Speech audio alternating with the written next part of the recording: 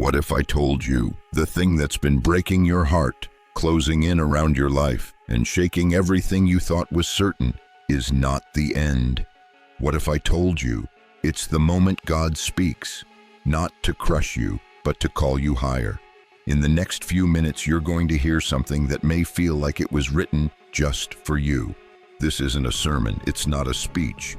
It's a message straight to your soul. So stay right here, don't scroll, don't look away, because when God says it's final, everything changes, and your change might start right now.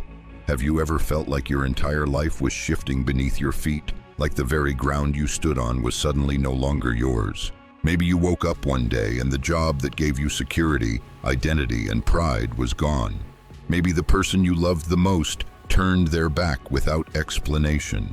Or perhaps the silence in your soul grew so loud that even prayer felt like shouting into an empty void.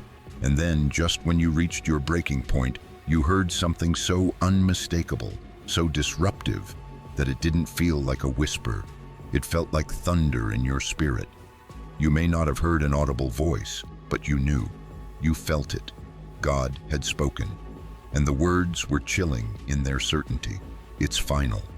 Those two words hold more weight than most of us are prepared for. They don't leave room for discussion, negotiation, or delay. They signal the end of something we might have desperately clung to, and the beginning of something we don't yet understand. But why does God's final word often come to us in the midst of our most vulnerable moments? Why does it arrive when we are at our most broken, most desperate, most afraid? The answer is not always comfortable, but it is undeniably true, because that is when we are finally quiet enough to hear Him. That is when our defenses are down and our need for clarity outweighs our addiction to comfort. God doesn't speak "it's final" to destroy us. He speaks it to set us free. But that freedom rarely looks the way we expect. We live in a culture addicted to second chances, third chances, infinite possibilities. We glorify the hustle, celebrate resilience, and teach people to never take no for an answer. But God, in His infinite love and authority, sometimes brings a divine halt to our striving. He steps into the chaos of our constant attempts to control and whispers, not cruelly but clearly, "This chapter is over. Don't turn the page, close the book." And when God says it's final, the universe obeys. Think of the Exodus. Pharaoh had already seen God's hand move through plague after plague, but he hardened his heart again and again. Finally, after the death of Egypt's firstborns, Pharaoh relented. The Israelites left in haste, hearts trembling with possibility. But Pharaoh, prideful and resistant, pursued them. It was only when the Red Sea swallowed up his army that God's finality became undeniable. When God closes a door, no human hand can pry it open. Yet here we are, so often at war with divine closure. We replay conversations, we send just one more text. We keep applying for the same position that was never meant for us. We convince ourselves we misheard, but deep down, there's a knowing, a certainty that what once was is no longer. And still, we fight. Why? Because we're not just letting go of a situation. We're letting go of a version of ourselves, who we thought we were, who we thought we needed to be. When God says it's final, He's not just changing your circumstances, He's shifting your identity. That's why it feels like loss. That's why it feels like grief. But that's also why it leads to growth. Some of the most painful moments in life are not the tragedies we see coming. They are the endings we didn't expect, the ones God orchestrated in silence, the contract that wasn't renewed, the person who ghosted you after 10 years of friendship, the door that never opened no matter how long you knocked. We say, "God, why would you let this happen?" And sometimes He says nothing, because He's already said everything. It's final. You don't need another confirmation. You don't need 3 more signs. You don't need your friends to validate what your spirit already knows. What you need is the courage to accept the final word. God's final word is not a period. It's a pivot. That's where the mystery lies. Why we feel so shaken when it comes. Because it feels like the end. and in a way, it is. But it's also the only way a new beginning can arrive. How many miracles have you missed by refusing to let something die? What if the relationship that broke your heart was actually protecting your future? What if the job that fired you was just making room for the calling that would fulfill you? What if the silence you hate is the space God uses to prepare your soul for something sacred? God's final doesn't come with glitter and balloons. It often comes with tears and confusion, but it is the most merciful thing He can do for you. Because when God closes a chapter, He's already written the next one. He doesn't leave us hanging in limbo. He brings things to conclusion because He loves us enough to move us forward. And if you listen closely, you'll feel it. In your spirit, in your gut, in your dreams. The old is ending. The new is forming. The only thing left to decide is, will you obey before you understand? Let's go deeper. When Jesus said, "It is finished," on the cross, He wasn't just talking about His suffering. He was announcing the finality of the old covenant, the end of performance-based acceptance, the conclusion of the distance between man and God. That one final word shifted eternity. So when God speaks, "It's final" in your life, it carries the same power, not because your situation is that dramatic, but because your obedience can be that consequential. You might not be hanging on a cross, but you might be hanging onto a lie. And God, in His compassion, wants to crucify it for good. The enemy will always tempt you to reinterpret God's finality as failure. But failure means you tried and didn't succeed. Finality means God has spoken, and it's not open to revision. Maybe you feel like you're standing in rubble right now. Maybe everything that made sense no longer does. That's not a sign of chaos. It's a sign of divine intervention. It means the shaking has begun. God doesn't shake what He intends to save. He shakes what must collapse in order to make room for glory. So what are you still trying to resuscitate that God has already declared dead? What future are you delaying by holding on to a past that no longer fits your calling? God's finality is not an end. It is a holy unveiling. It's the removal of what you thought was essential so you can receive what truly is. It's time to listen again, not with your ears, but with your spirit. What has God been trying to tell you through your disappointments? What have your delays actually protected you from? What if unanswered prayers are really heaven's deepest mercies? There is a word over your life right now. It is loud in the spirit even if the world is silent. It may not be what you prayed for, but it is exactly what your destiny demands. God says, "It's final." Now ask yourself, will you mourn or will you move? Will you linger in the pain or rise in the promise? There is no going back. The bridge has burned behind you, not because of loss, but because of leading. God doesn't just block what's wrong. He blinds you to what's no longer right. And if you can trust that, you'll start to walk not just with faith, but with fire. Your identity is not in what ended, it's in what begins next.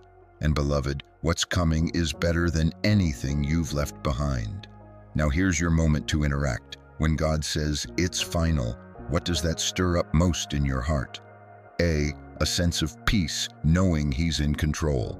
B, a sense of fear because I struggle to let go. Comment A or B below. I want to hear from you. There's a strange ache that comes with divine interruption. Not the kind that startles, but the kind that stings. The kind that whispers, "You won't be going back." It's not the world shutting you out. It's not rejection from people. It's the unmistakable sensation that God Himself has drawn a curtain over something you once thought was forever, and it breaks something in you. But that breaking is holy. Divine disruption rarely makes an announcement. It doesn't always arrive with lightning bolts or prophetic dreams. Sometimes it comes in the form of a slow silence, the absence of opportunity, the rejection letter, the friendship that stops returning your calls, the job that suddenly disappears without warning. In those moments, you don't just lose something, you begin to question everything. Was I wrong? Did I miss God? Why would He open a door just to slam it shut again? But here is the raw truth that so few are brave enough to admit. Not every closed door is punishment. Some are protection. Some are mercy dressed in disappointment. And if you're willing to stand in that silence and not rush to fill it with noise, you may hear a different voice than your own disappointment. A steady voice, a sure voice, a voice that says, "This is not the way anymore." When God closes a door, it stays closed. Not because he is cruel, but because his vision is perfect. He knows what you don't. He sees what you can't. He is not reacting to the moment. He is orchestrating eternity. And the sooner you can stop pounding on a sealed door, the sooner you can walk through the one that's been quietly waiting for your attention. We often think of God's guidance as a gentle leading, but sometimes it looks like a holy no. And when he says no, it's never vague. It's decisive, clear, final. Think about the journey of Caleb and Elijah from part 1. When the door closed on Egypt, it didn't creak halfway. It slammed shut. No matter how many times the people looked back, God would not open the path in reverse. It was one direction only, forward. The same applied to Elijah, the prophet who once hid in a cave to escape death, only to be summoned back into purpose. The wilderness wasn't the destination. It was the place God used to reset the compass. Divine disruption is not the end of the story. It's the plot twist. The challenge is that disruption feels like loss. It feels like failure. It feels like something you've worked for being ripped from your grasp. But what if it's God saving you from a future you never saw coming? There's a reason the door won't open again. It's not broken. It's sealed. And it's sealed by the hand of a God who loves you too much to let you settle for less than destiny. Yet we grieve, and rightly so. God isn't threatened by your sadness. He's not put off by your disappointment. He welcomes your honesty, your tears, your wrestling. What he asks for is surrender, not understanding, not a perfect attitude, but willingness. The grief is part of the healing. It creates the space necessary to feel the loss, acknowledge the pain, and begin to see the divine hand that was always at work behind the scenes. That grief, if we walk through it instead of numbing it, will eventually become sacred ground. This is what I call holy closure. Holy closure is not forgetting, it's honoring, it's saying, "That mattered, but it's over." It's the spiritual equivalent of standing at the gravesite of an old identity and choosing to bless it one final time before walking into your new life. But it takes courage. And most of us have been trained to fight against closure, to keep pushing forward even when God clearly says, "No more." Why? Because we confuse endings with failure. But in the kingdom of God, endings are often invitations. They are not tombstones. They are thresholds. There's a story that hasn't yet been told in your life because you've been holding on to a chapter that's already closed.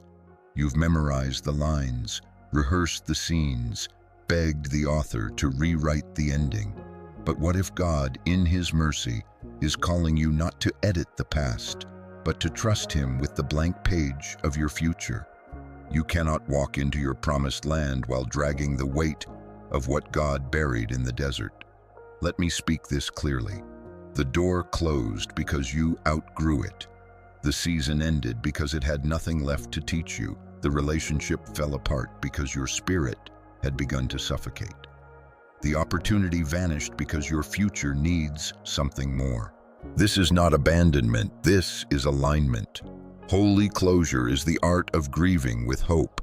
It's letting go, not with bitterness, but with trust. It's declaring, "I don't know what's next, but I trust who holds it." There's a release that must happen in your spirit, a deliberate letting go of what was so you can make room for what is becoming. And here's the hard truth. Not everyone can walk with you into what's next.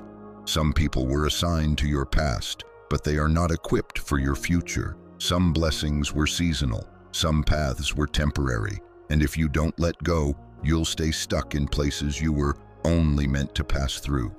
You were not born to live in the hallway between what ended and what's beginning. You were born to walk through divine doors. But first, you must stop trying to kick open what God has already sealed shut. What if the very thing you are begging God to reopen is the thing that would have delayed your healing, distracted your purpose, or even destroyed your peace? And what if God's silence is not absence, but assurance, that the closing was complete, and now it's your move? Some doors don't just close, they lock, and the key was never meant to be handed to you. Instead, God wants you to stop knocking and start walking. He wants you to mourn with honesty, rise with purpose, and move with faith. Because on the other side of that divine no is a greater yes. Yes to clarity, yes to peace, yes to purpose. But you cannot carry the weight of yesterday's doors into tomorrow's assignments. It's time to act in faith, not because you have full understanding, but because your spirit knows the door has closed. And God is not a God of confusion. He will not leave you standing at a sealed gate forever. Let Him redirect you. Let Him reroute your plans. Let Him be the God of disruption, not just of comfort. Some of the most profound breakthroughs in Scripture began with disruption. Noah's life changed the moment God gave him blueprints. Esther's purpose unfolded only after danger disrupted her safety.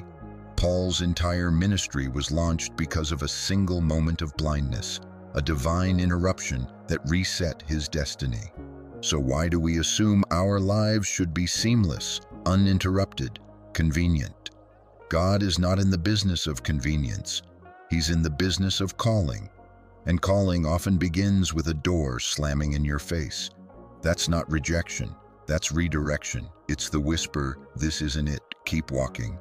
So today, I want you to do something bold, something sacred. Write 2 letters. 1, a goodbye letter to what God has closed. Thank it, mourn it, honor it, but release it. The second, a welcome letter to what is coming. Even if you don't know what that is, write it in faith, in hope, in expectation. Because God is not done writing your story, but He is done with certain chapters, and the sooner you let them close, the sooner you'll walk in the fullness of what's next. There comes a point in every journey where the striving must stop, where the struggle no longer defines you, and the battle gives way to something deeper, more sacred, completion. This isn't about quitting or giving up. It's about crossing over. It's about understanding with full spiritual clarity that what God started, He has now brought to a holy, irreversible close. It is finished. These were the final words of Jesus on the cross, not whispered in defeat, but declared with authority.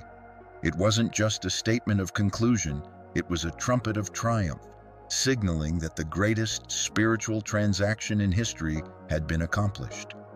And now, in your own life, God echoes that same finality, not from a place of pain, but from the platform of fulfillment.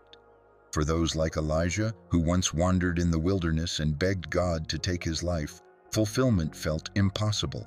For Caleb, watching his generation fade away in the desert while he held on to a promise spoken decades earlier, the weight stretched the soul. And yet the same God who said, "It's final" to the past, also whispered, "It is finished" over their future, and they walked into it. But here's the mystery. Sometimes the hardest thing isn't fighting for the promise, it's receiving it. We grow so accustomed to struggle that when God removes the weight, we don't know how to live free. We expect chains, we expect disappointment, we expect delay. But God didn't call you to be a permanent prisoner of process. He called you into fulfillment. And that's the season you're stepping into now. The wilderness has served its purpose. The desert taught you dependence. The closed doors protected your path. And now the time has come to walk in what was always promised. This is not a dream. This is not a teaser of what might be. This is the real thing, the manifestation of what you've prayed for in secret. But it requires a new mindset. You cannot walk into fulfillment with a wilderness mentality. When the Israelites crossed the Jordan, they could no longer live off manna. They had to learn to work the land, tend the crops, and steward the blessing. What had been provided freely in the desert would now be cultivated through maturity. In the same way, you are moving from survival into stewardship, and that shift will stretch your spirit. For years, you may have been crying out, "God, do it." But now God is saying, "I already have. Step into it." That means, you must stop waiting for permission you already have. You must stop asking for what has already been handed to you.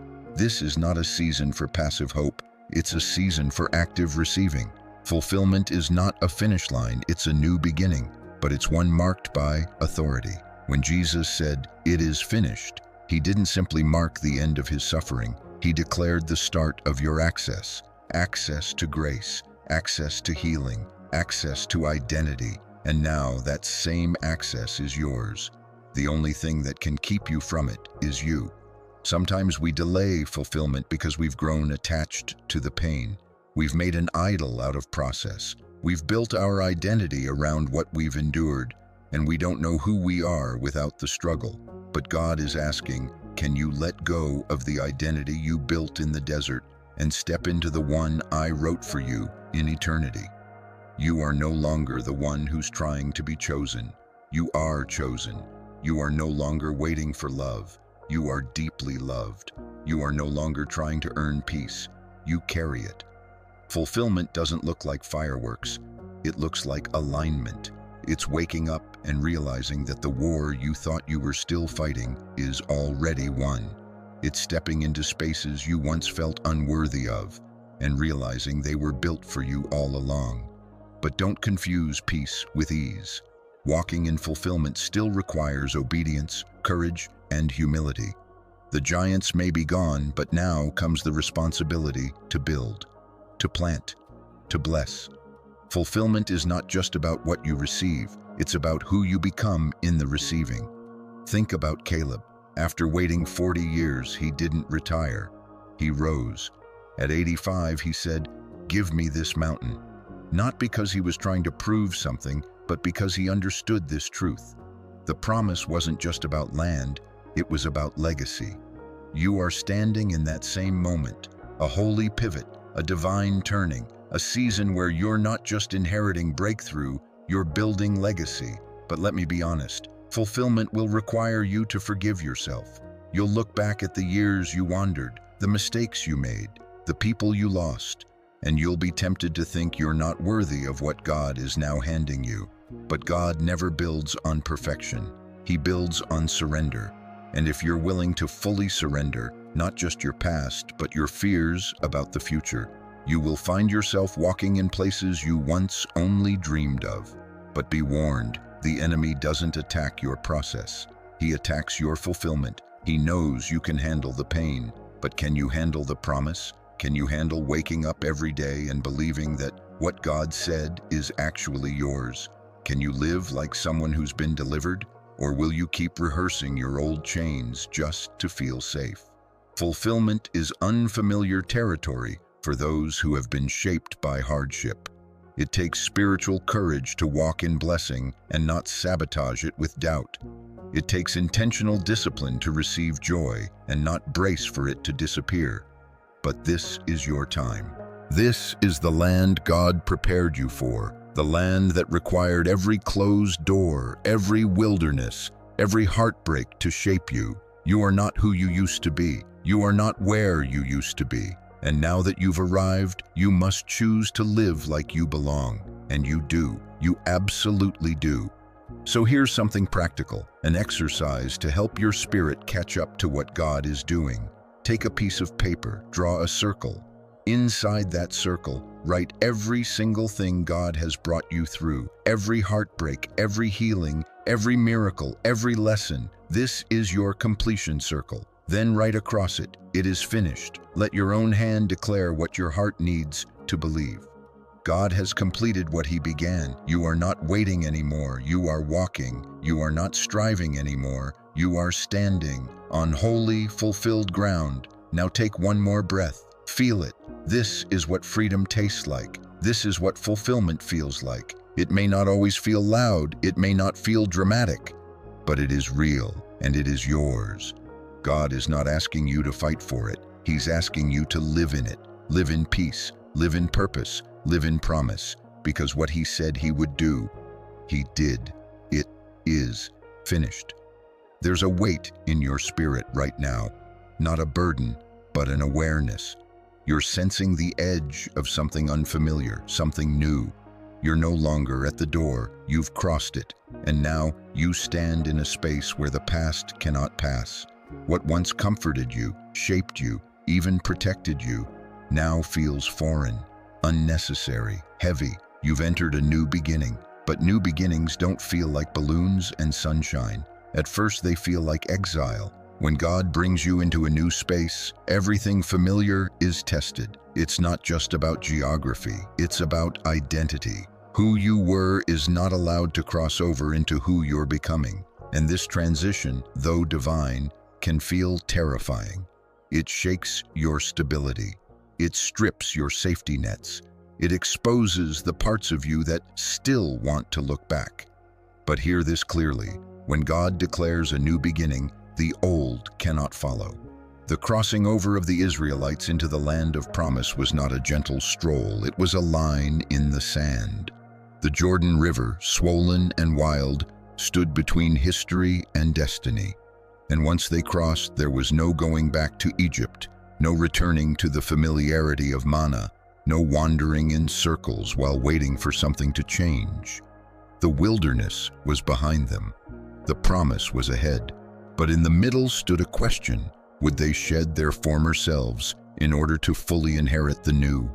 You are standing at that same question.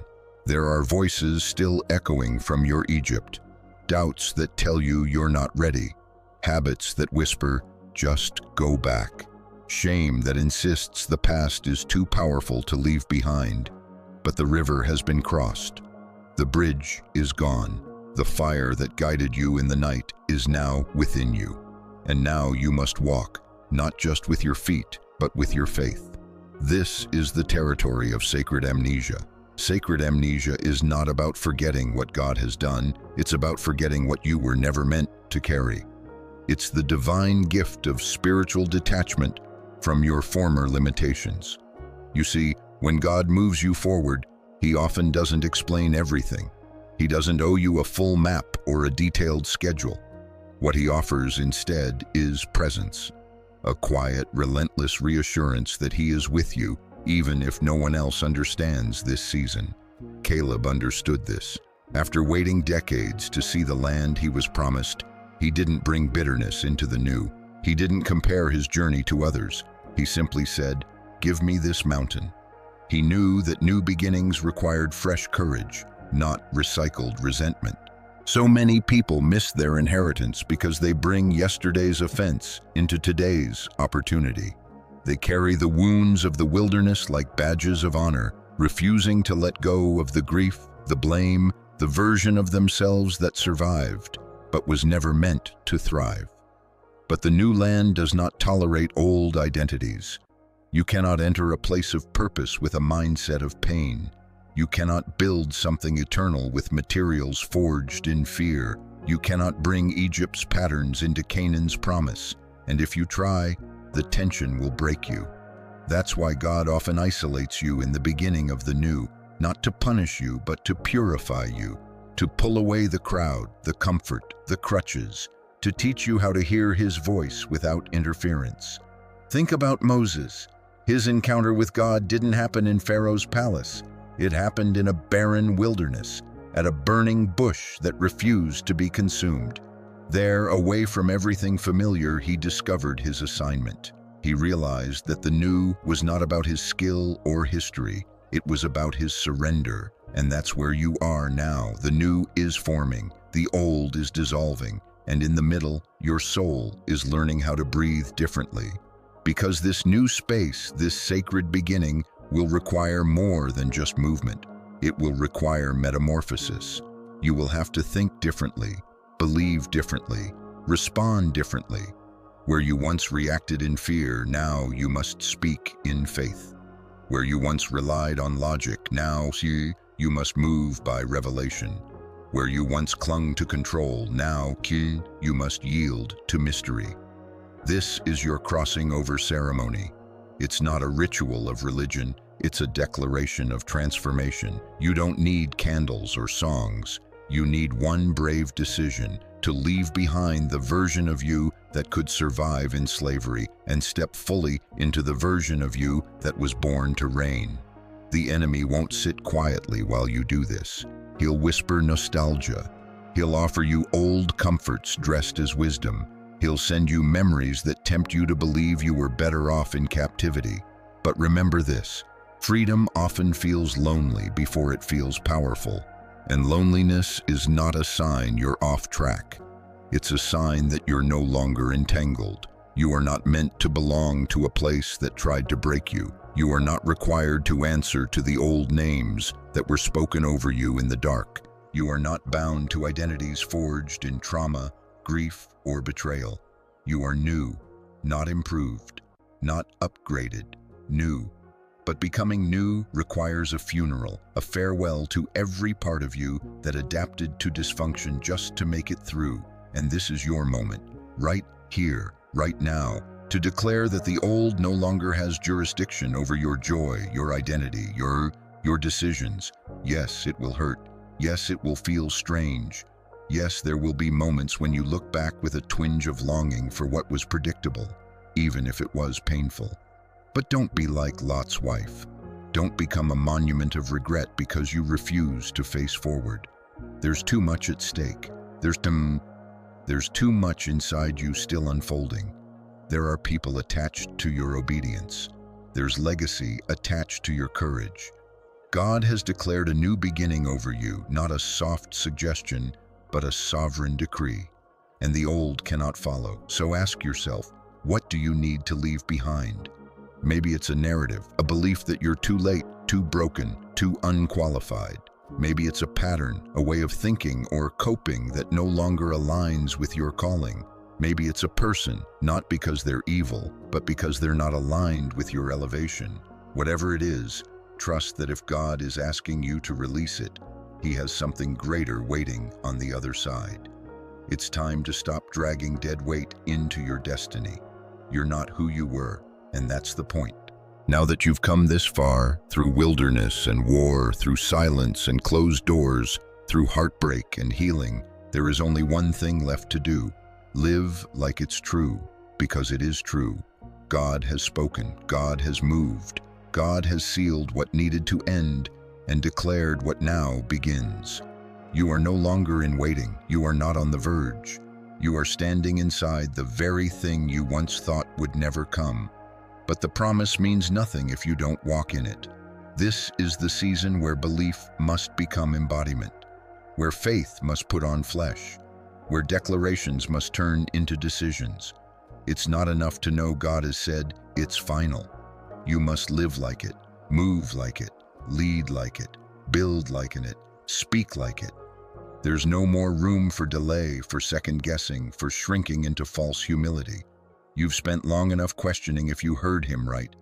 You've rehearsed the confirmation, dissected the signs, circled the mountain of doubt like Israel in the desert. But the mountain is not your home, and this moment is not another rehearsal. This is it, the moment you stop merely surviving and start occupying. When Caleb entered the promised land, he didn't ask for a handout. He didn't beg for assurance. He didn't question his ability, though he was older now.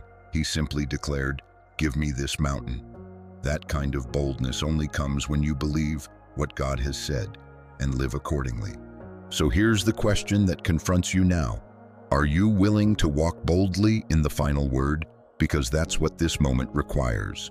It requires you to stop waiting for permission that has already been given. It demands that you silence the old echoes of not enough, too late, too broken, and walk in the fullness of who God has made you to be. This is not pride, this is alignment. Pride says, "Look at what I've done." Alignment says, "I know who sent me." And God has sent you to this generation, this moment, this place, not by accident, but by divine orchestration. You are not random, you are rooted. You are not just arriving, you are assigned. But assignment without action is like a lamp unplugged, full of potential but powerless in the dark. So it's time to connect, time to step forward, Time to stop speaking the language of fear and speak the language of faith.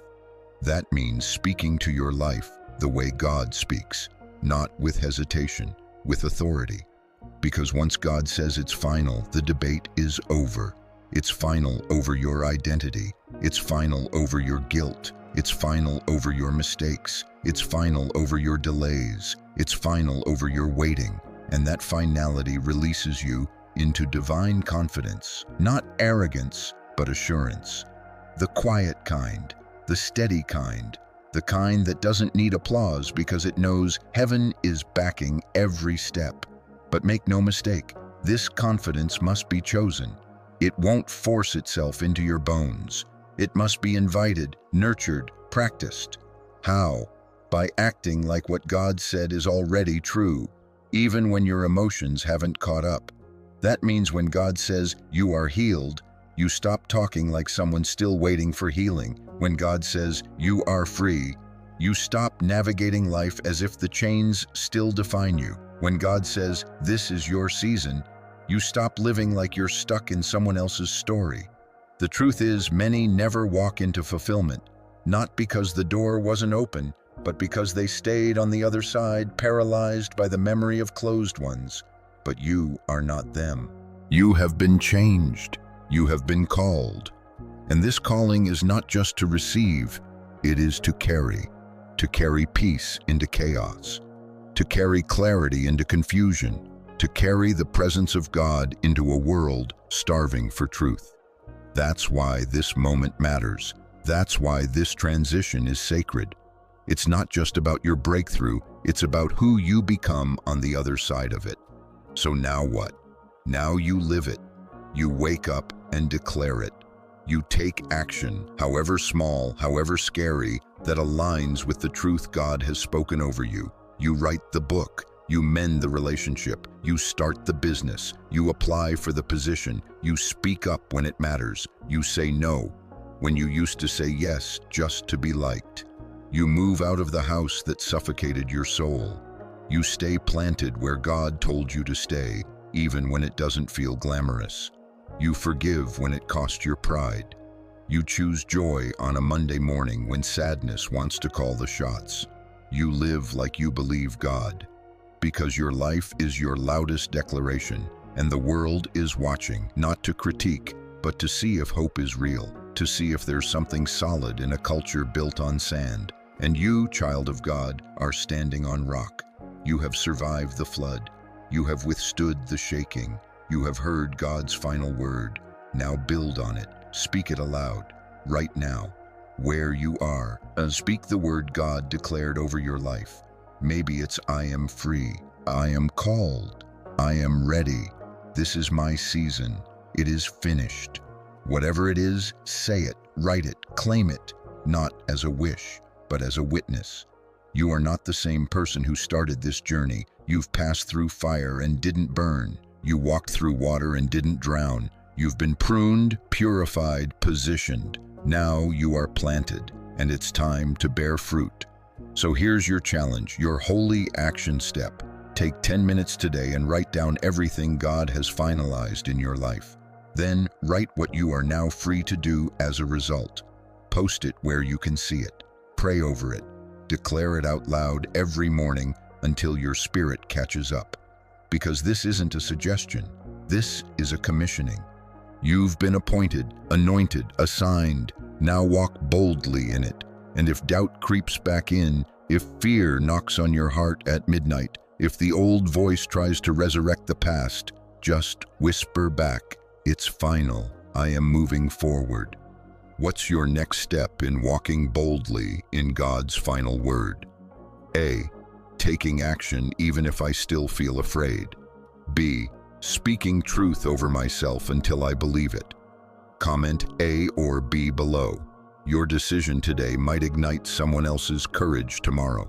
Before you leave this moment, pause.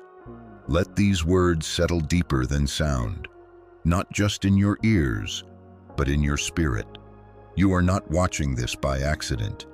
You were drawn here, summoned here, because heaven had something to say to you. And now something inside you knows It's time to stop circling the same mountain, time to stop watering dead things, time to stop shrinking your light to make others comfortable.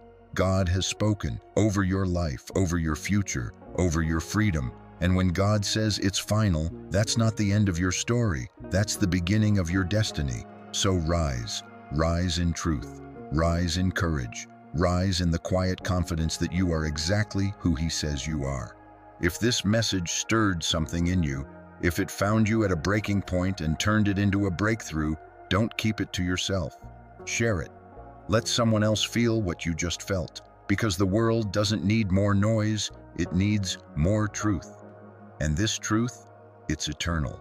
So drop a comment below, share your heart, speak your yes, and send this to someone who's been stuck, because today might be their turning point too. You're not just watching a video, you're stepping into a divine moment, and the only thing left to say is, let it be done.